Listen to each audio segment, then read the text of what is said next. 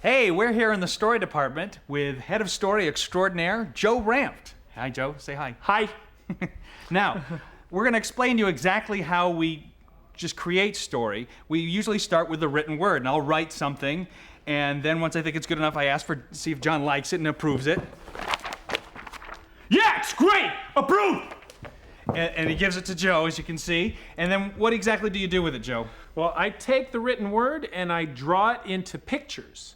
And then I take those pictures and I pin them to a board, a storyboard like this. And then after that's done, I pitch it to the directors.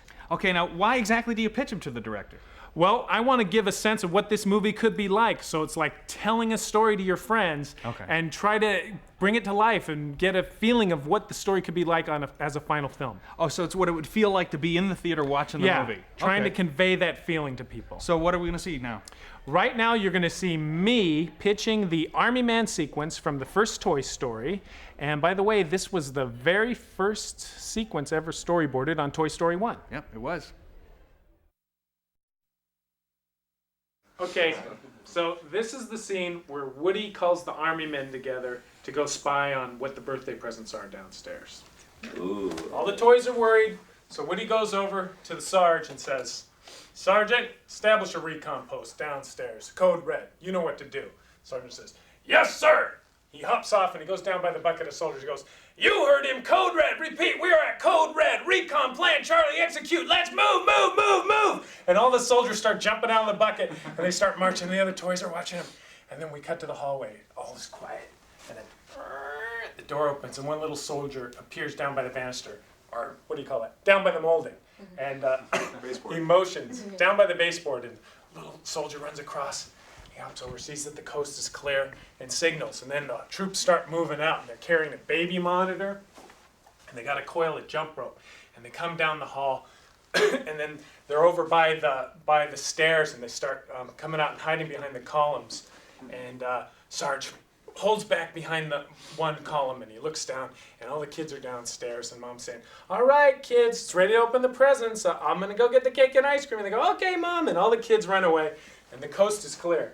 And Sarge looks down, sees that there's nobody there, and then he turns over and he gives the silent hand signal. 1, 2, to two of these soldiers. We zip pan over, and 2 paratroopers jump down, and foof, foof, their parachutes open up, and they come gliding through the scene down to the floor on the first story below. They pull out their guns just to, make sure the coast is clear and everything's safe. So they look up and they start signaling for the rest of the guys to follow. And the jump rope comes down. The guys on the bottom already got their parachutes put away because they're so fast. And they, And then they start speed rappelling. These guys are like a Cracker Jack Special Forces unit. They speed rappel down into the circle of safety down at the bottom of the net. And then we cut back up to the room. And then all the toys start running over to Woody. And Woody pulls out this baby monitor and he sets it up onto the bedside stand and clicks it on and says, "Now this is how we're going to find out what's in those presents." And all the toys start crowding around. Meanwhile, the Army guys are downstairs walking by the kitchen door, and they're marching, and then they hear some footsteps coming, and Sarge turns around, gives them the silent hand signal to freeze, and they go into their classic Army man positions, the bazooka man down on one end, the mortar guy, the minesweeper, everyone's just frozen. Yeah! Everyone's frozen in their Army man positions. And then the door opens up, and Mom comes out, and the minesweeper gets crushed. So then she goes, "Oh, I thought I told him to put these away." She thinks that Andy just left some of his toys out. She uses her foot to kind of kick them over, and they slam up against the wall. Mom continues walking past, and Woody's up there with the toys, and Rex is getting worried. "What's taking them so long?" And Woody says, "Come on, these guys are professionals. They're the best. They're not lying down on the job." And then we cut down to them all lying down on, they're all lying around. Sarge looks up, and he gets to his feet and signals for him, all done with silent hand signals, "Get up."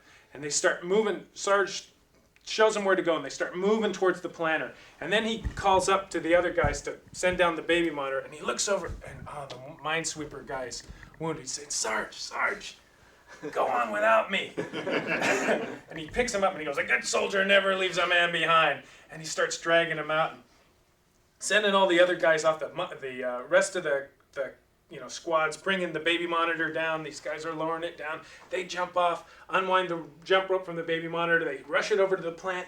They get it up into the house plant. He's dragging, Sarge is dragging the wounded minesweeper guy. When kids are coming, a ball starts bouncing towards him. Oh no, the pressure's on. They're like, the other guys are up in the plant saying, motion them for him to come on. And then finally, at the last second, they haul the wounded guy up into the plant, and the kids go running by. And then we pan through like this jungle terrain, but it's within a house plant. And they set up the baby monitor, and they click it on, and we pan down to the medic. And he's taking care of the wounded guy. He knows it's okay. He gives the thumbs up signal, and we pan over to this like moss kind of stuff, and up comes Sarge, and he goes, there they are. He gets his binoculars, and we see all the presents right there. Where they're gonna watch it open. Yeah.